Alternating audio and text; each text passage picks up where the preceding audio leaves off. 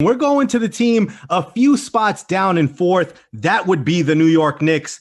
And the Knicks right now, they entered the weekend on an NBA best 8-game winning streak. They beat the Hawks earlier on Thursday, 137-127, in yet another overtime game. And this Knicks team continues to show that gumption, that resiliency when they're faced with adversity and in these close contested games.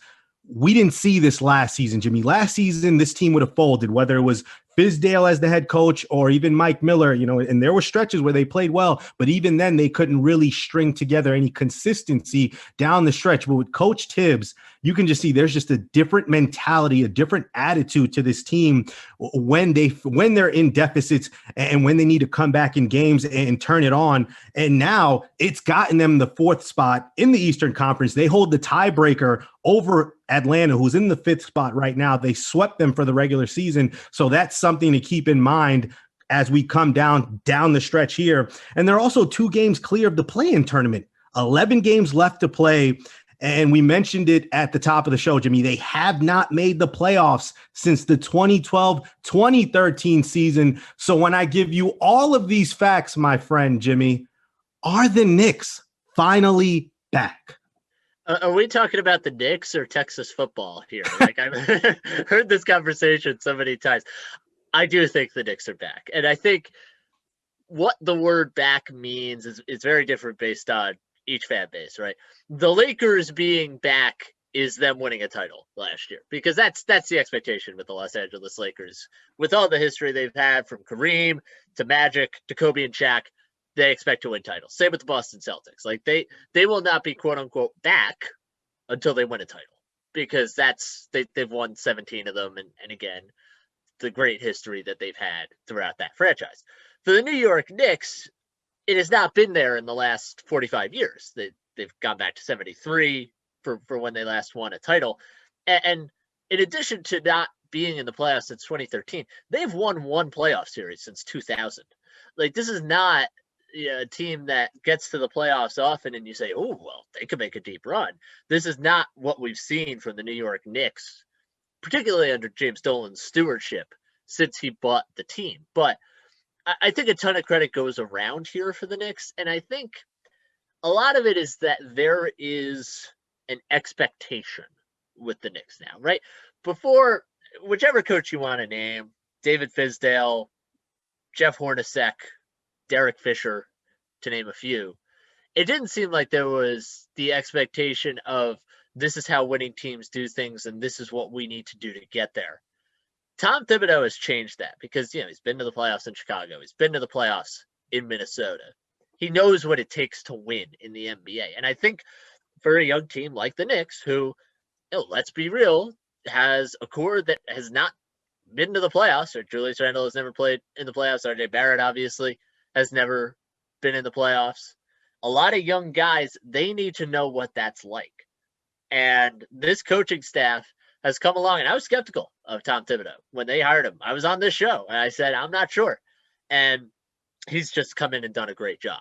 And he's given this core a taste of what winning's supposed to be, what it's supposed to feel like, and what you've got to do to get there.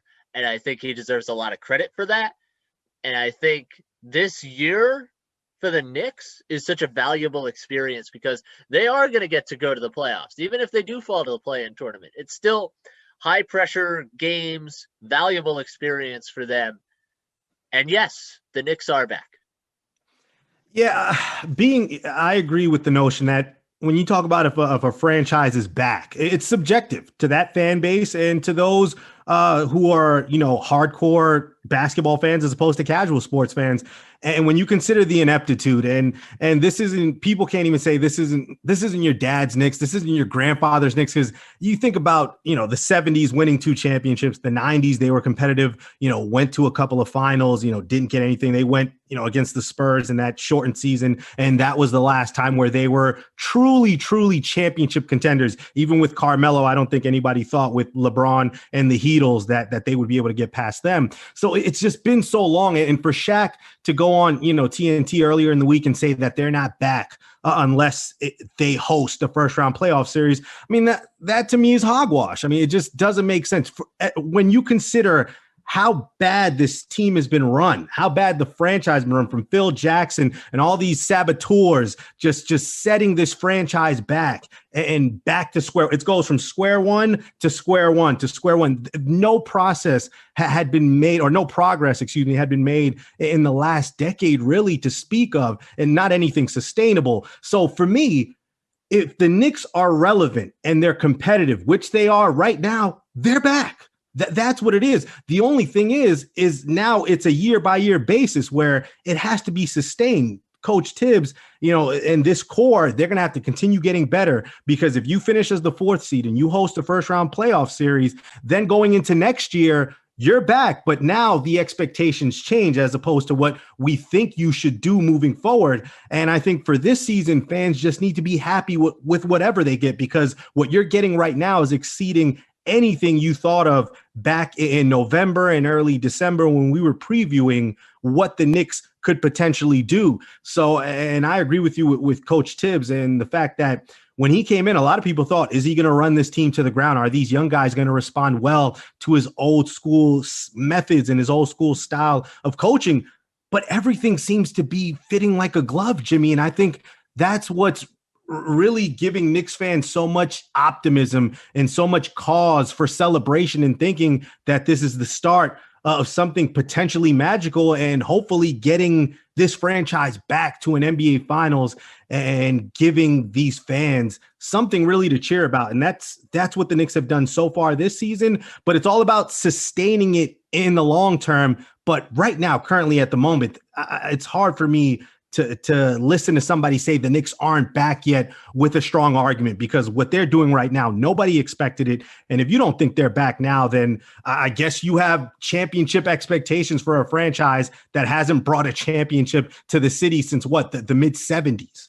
And also, it's a very arbitrary conversation, because the difference right now between the Knicks hosting a playoff series and playing the Bucks in the first round is 1 game.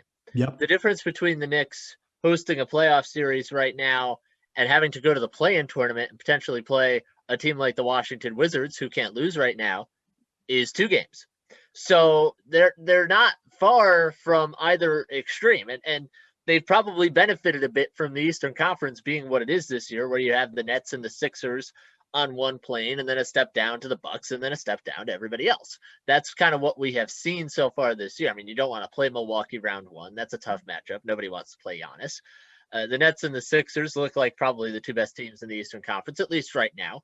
I'm sticking with my pick of the Bucks, just for the record, because that's what I do. But nonetheless, you have, you don't have a lot of wiggle room for the Knicks. Like, if they lose 2 games here, they could be back down to 6 or 7. And then we're having a totally different conversation. It's, was it a fluke what the Knicks did for the first 60 games of the season or whatever, which is another dumb conversation. But I think to sit there and put these arbitrary standards on it, I don't like to do that. I just like to enjoy what I'm seeing right now. And what I'm seeing is a fan base that is totally deprived of good basketball for almost 10 years. A team that has been the doormat of the NBA since 2013, since they traded for, Andrea Bargnani and the like that summer, which is terrible, but whatever. You have a team that, is going from being a laughingstock and a total joke to a team that can compete in the NBA playoffs, because they have one of the best defenses in the league. They play a very difficult brand of basketball. And nobody wants to play them. Like, if you're one of the best teams in the league, it doesn't matter. You don't want to play the New York Knicks in the first round. So I think they deserve a ton of credit for that. And for me, that is enough. I don't have to apply these other standards to it. And are they back? Are they this? Are they that? No, this is a good team. They're fun to watch. Let's enjoy it for what it is. Jimmy, when I think about Knicks fans, and here at Fordham, we have to take 2 philosophy courses and 2 theology courses. It's required. And in philosophy, you learn about the allegory of the cave. Remember that, Jimmy? And it's like the people were inside and just dark, and then they're just seeing shadows. And it's just nothing there. And then finally someone decides, all right, let me go out to the light and see what's out there. And it's just so bright. And it's like, oh my, what is this? We've been in here so long. What is this light, this shining thing that's giving us nourishment and just making us feel good? That's Knicks fans right now. They've been stuck in a cave for the better part of a decade, and not because they wanted to, because the franchise has held them hostage in there with their decisions. And so finally for them to get some sunlight and to know what it feels like to root for a winner.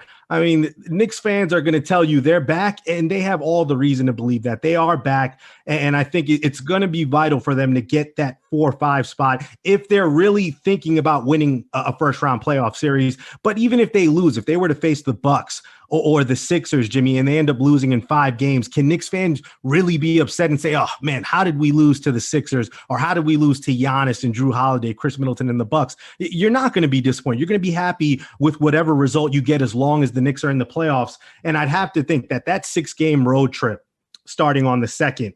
And when I think about the opponents, they got the Rockets, the Grizzlies, who are still in the playoff hunt, the Nuggets, who may have the MVP of the league in the Joker, the Suns, who are absolutely in fuego right now, the Clippers and the Lakers. Those 6 games are going to be critical because, as you mentioned, 2 games separate them from that play-in tournament. So if you can break even and go 3-3 in that 6-game road trip, that is what you need. But if you go 1-5, 2-4, and teams like Boston and Miami can continue picking up ground, or even Atlanta, I mean, before that loss, they were flying in as one of the hottest teams in the league. So if they can win, that's a chance for those 3 teams to gain ground on the Knicks. And the Knicks could easily find themselves, after that road trip ends on May 11th, after that final game against the Lakers, Jimmy, it's not unrealistic that the Knicks could find themselves in that 7th, 8th seed, and now having to fight to get out of that play-in tournament. Yeah, I think it's important, though, to remember also like the format of the play-in tournament. If you're the 7th or the 8th seed, you only need to win. Yeah, you one win, yeah. If you're the 9 or the 10, you need to win back-to-back, basically. So it's a lot more conducive if you're the 7 or the 8. Like there was a lot of scuttlebutt about the play-in tournament and what it was going to mean. And when you look at it, it's actually really favorable to the 7th and the 8th seeds, just under the proxy of, hey, we're going to play this thing and we're going to see where it goes. But I'm reminded, and I was talking a few weeks ago on the show about the Knicks' second half schedule and how hard it was going to be and how tough it was going to be on them. And I'm reminded of, there was a few years back, there were all these weather forecasts that were saying, we're going to get this massive snowstorm. Right, it's going to be 2 feet of snow. It's going to be absolutely brutal. You're not going to be able to leave your house for days. Well, I sat there the day of, and I said, okay, where's the snow? It's not coming. It's not coming. We wound up getting like 6 inches of snow, which is to say that at some point, you got to stop talking about the Knicks' second half schedule, because at some point, this magical fall off that we were waiting to see is probably just not going to happen. Like, they could lose the rest of their games, and you hate to say that because I don't think they're going to lose the rest of their games. They could sit there and lose the rest of their games and probably still be in decent shape for the playoffs. Like, they would still at least make the play-in tournament. Like, at some point, you have to sit there and go, it's not going to happen. And give a ton of credit to the Knicks, to Tom Thibodeau, to Julius Randle. But I sat there and I said, I looked at that schedule and I thought, there's going to be a fall-off here. And the fact that there hasn't been is a huge credit to this team and the way they're playing. I think they're playing better than they were in the first half of the season. This is the best basketball they've played all year. And it's evidenced by an 8-game winning streak in which they've had a number of close games, 5 out of the 8 against teams that are currently in the playoffs. That is really impressive from the New York Knicks. And look, I guess it's not what we're used to seeing, and I get that, but look, you have to give a ton of credit where it's due. And even if they do fall to that play-in tournament, I still think they're in decent shape. And even if they fall a little lower, you don't want to see them if you're a higher seed. So I think there's also that you can fall back on if you're a Knicks fan and say, okay, well, we lose some games here. We built a cushion for ourselves. We're at least going to make the play-in tournament, and we'll let the chips fall where they may, but we like the way we're playing.